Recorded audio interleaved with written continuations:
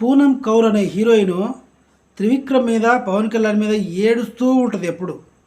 అసలు ఏంటి వీళ్ళ గొడవ? దాని గురించి ఈరోజు మనం తెలుసుకోబోతున్నాం. పూనం కౌర్ చాలా తక్కువ సినిమాల్లో యాక్ట్ చేసింది. పూనం కౌర్ త్రివిక్రమ్ని అందరూ గురూజీ అంటారు, కానీ త్రివిక్రమ్ అంత లోఫర్ గాడు ఇంకెవరు లేరు అని చెప్తుంది. త్రివిక్రమ్ 4 మంచి మాటలు రాసినంత మాత్రాన గురూజీ ఎలా అయ్యాడు? అన్నీ కాపీ కథలే కదా. పాటలు మార్చేస్తున్నాడు, ఫైట్లు మార్చేస్తున్నాడు, కొన్ని డైలాగ్స్ కూడా ఆల్రెడీ యూట్యూబ్లో గూగుల్లో ఉన్నవే వాడు రాసేది అనే విధంగా మాట్లాడుతుంది.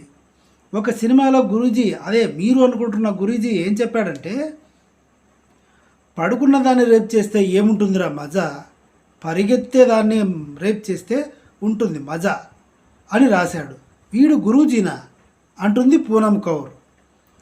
ఈ మాట నేను కూడా విన్న తర్వాత నిజమే కదా అనిపించింది. ఇంతకీ పూనం కౌర్కి త్రివిక్రమ్ శ్రీనివాస్ ఏం చేశాడు అంటే డైరెక్ట్గా మాత్రం ఓపెన్గా చెప్పదు.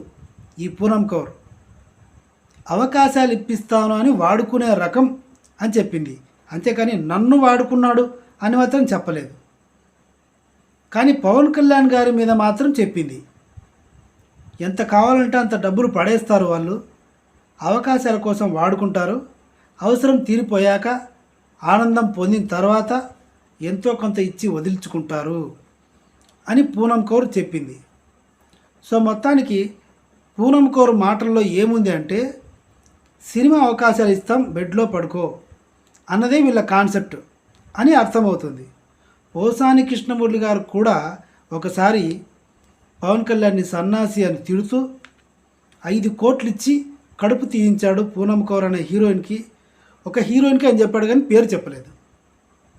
సో ఇదనమాట. ఈ స్టోరీ కూడా ప్రతిసారి ఏదైనా వివాదం జరిగినప్పుడు ఖచ్చితంగా పూనం కౌర్ బయటకు వచ్చి, నేను ఇంతకుముందు అసోసియేషన్లో కంప్లైంట్ ఇచ్చాను, ఎవరు యాక్సెప్ట్ చేయలేదు, దాన్ని సీరియస్గా తీసుకోలేదు అని పూనం కౌర్ చెప్తుంది.